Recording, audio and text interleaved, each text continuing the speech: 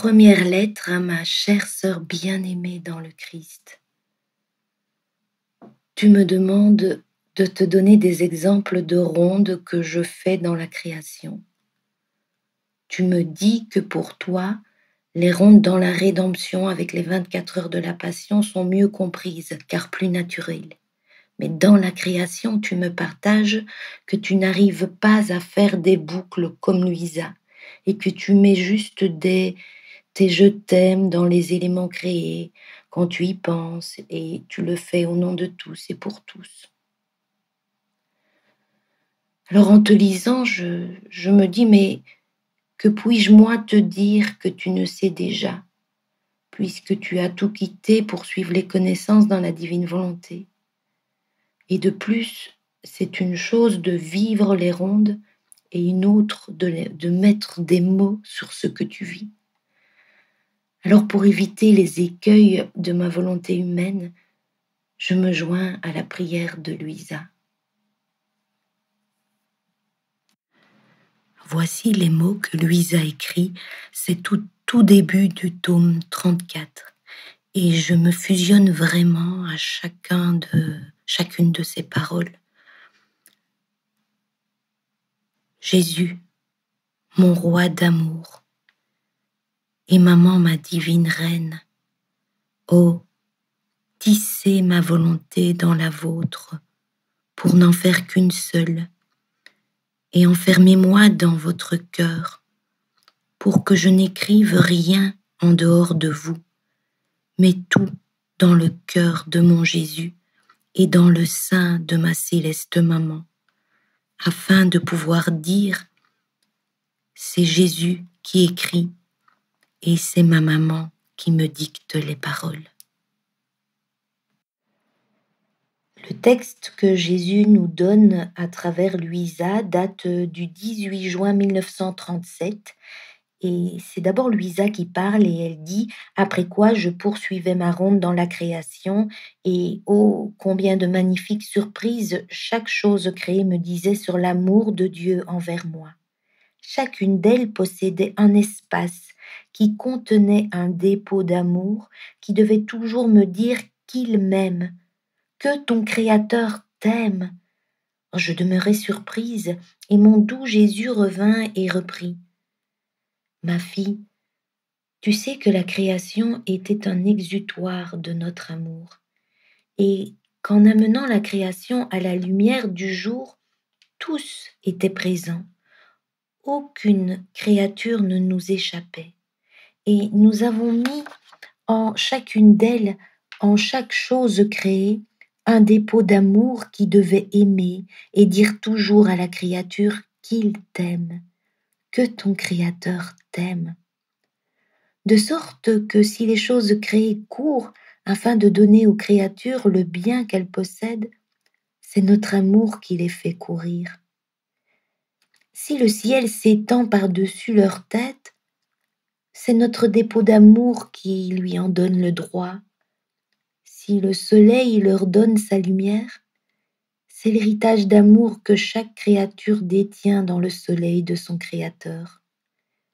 Si la terre est ferme sous leurs pas, c'est notre dépôt d'amour que la créature prend dans le sein de la terre-mère pour assurer ses pas et lui dire « Il t'aime, celui qui t'a créé t'aime. » Si l'eau étanche ta soif, c'est notre cri d'amour qui court dans l'eau et apaise ta soif, te lave, qui donne l'humeur aux plantes et accomplit tant d'autres bienfaits. Je veux maintenant te dire une chose consolante. Si la créature entre dans les choses créées, reconnaît le dépôt d'amour en chacune d'elles et fait résonner son amour dans le nôtre, elle prépare la table de son Créateur. Tu vois dans le soleil lui-même quelle diversité de nourriture d'amour tu peux préparer pour nous. Il y a dans cette lumière la douceur de notre amour. Il y a dans cette lumière les goûts de notre amour. Il y a dans cette lumière notre amour fécond. Il y a aussi la variété des couleurs qui embellissent toutes choses.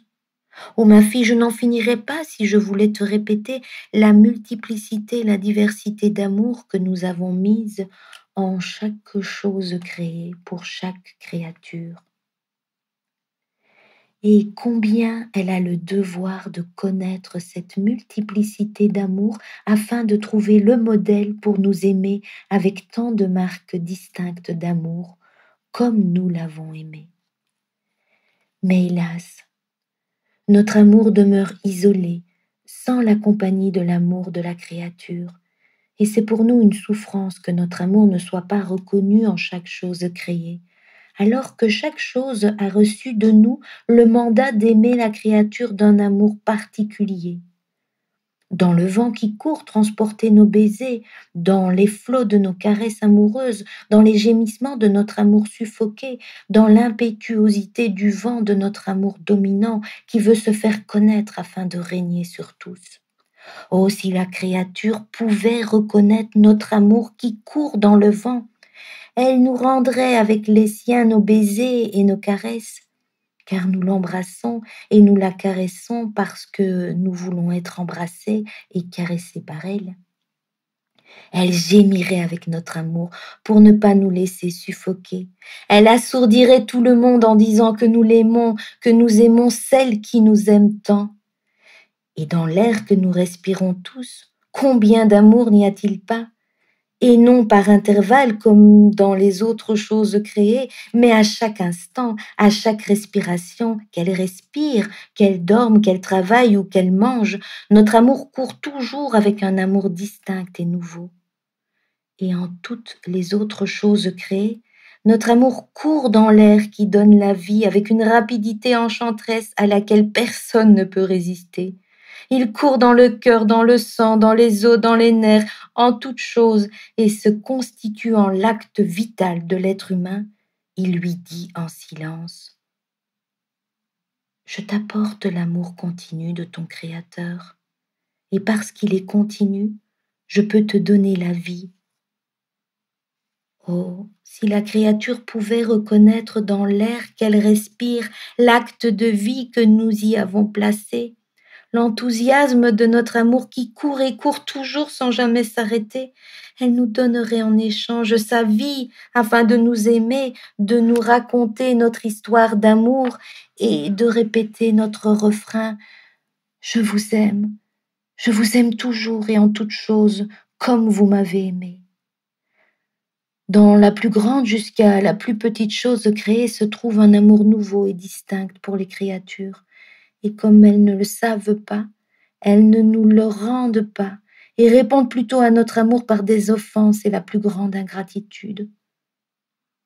C'est pourquoi nous attendons que notre volonté soit connue et domine parmi les générations humaines qui seront les révélatrices de notre amour. Et c'est alors que nous recommencerons à nous aimer d'un même amour. Oh, combien nous serons heureux, et en voyant que nous sommes aimés, nous ajouterons des amours nouveaux et distincts, de sorte que notre amour ne sera plus réprimé, mais qu'il aura son exutoire d'amour et sera aimé en retour. Par conséquent, prie pour que vienne notre royaume et que vous reconnaissiez notre amour.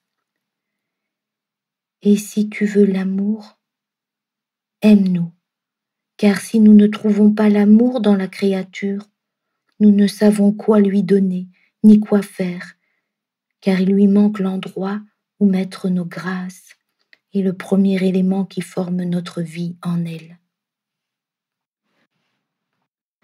Et une autre fois, c'est le 23 septembre 1929, Jésus va dire à Luisa: Ma fille, lorsque la créature parcourt les œuvres de son Créateur, cela signifie qu'elle veut reconnaître, apprécier, aimer ce que Dieu a fait par amour pour elle. Et n'ayant rien à lui rendre en retour, parcourant ses œuvres, c'est comme si elle prenait la création tout entière dans la paume de sa main pour la redonner à Dieu, intacte et magnifique, pour sa gloire et son honneur, en lui disant: Je te reconnais et te glorifie dans tes œuvres qui seules sont dignes de toi. Notre ravissement en voyant que nous sommes reconnus dans nos œuvres par la créature est si grand qu'il nous semble que la création soit répétée pour nous rendre une double gloire. Et comme cette double gloire nous est rendue parce que la créature reconnaît nos œuvres faites par amour pour elle et qui lui sont données afin qu'elle nous aime, la créature, avec la reconnaissance de notre don, enferme le ciel tout entier dans son âme, et nous voyons dans sa petitesse notre être divin avec toutes nos œuvres. Plus encore, notre être divin étant présent dans la petitesse de cette créature, elle possède la capacité et l'espace pour enfermer le tout. Et oh, quel prodige de voir le tout contenu dans la petitesse humaine, et de la voir bravement donner le tout au tout uniquement pour l'aimer et le glorifier. Que le tout de notre être suprême soit le tout. Il n'y a rien en cela qui doive nous surprendre, car telle est notre divine nature, être le tout. Mais le tout, dans la petitesse humaine, c'est la merveille des merveilles. Ce sont les prodiges de notre divin vouloir, qui partout où il règne, il ne peut faire de notre être divin une moitié d'être, mais uniquement l'être tout entier. Et puisque la création n'est rien d'autre qu'une effusion d'amour de notre fiat créateur, il contient toutes ses œuvres partout où il règne, et c'est pourquoi la petitesse humaine peut dire « Je donne Dieu à Dieu ». Oh, comme c'est beau. Amen. Gloire à toi, Seigneur. Et un autre petit extrait que Jésus nous donne date du 6 octobre 1927, où Jésus nous dit « Ma fille, tout comme ma divine volonté s'étend à toute la création, je veux te trouver unie à elle, répandue dans toutes les choses créées. Tu seras le cœur de la terre, car les palpitations continuelles de ton cœur en elle attestent l'amour de tous ses habitants vers moi. Tu seras la bouche de la mer qui me fera entendre ta voix dans ses plus hautes vagues et son murmure continuel qui me loue, m'adore et me remercie. Et dans les poissons qui fendent les flots, tu m'envoies tes purs et affectueux baisers pour toi et pour ceux qui voyagent sur les mers. Tu seras les bras du soleil, et t'étendant et te répandant dans sa lumière, je sentirai partout tes bras qui m'enlacent et me serrent très fort pour me dire que tu ne cherches que moi, que tu ne veux et n'aimes que moi. Tu seras les pieds du vent qui court derrière moi et me fait entendre le doux bruit de tes pas qui ne cesse de courir même si tu ne me trouves pas. Je ne serai pas satisfait à moins de trouver ma petite fille dans toutes les choses que j'ai créées par amour pour elle.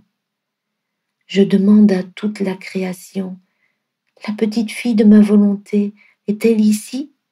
Car je veux me réjouir et m'amuser avec elle. Et si je ne te trouve pas, je perds ma joie et mon doux amusement.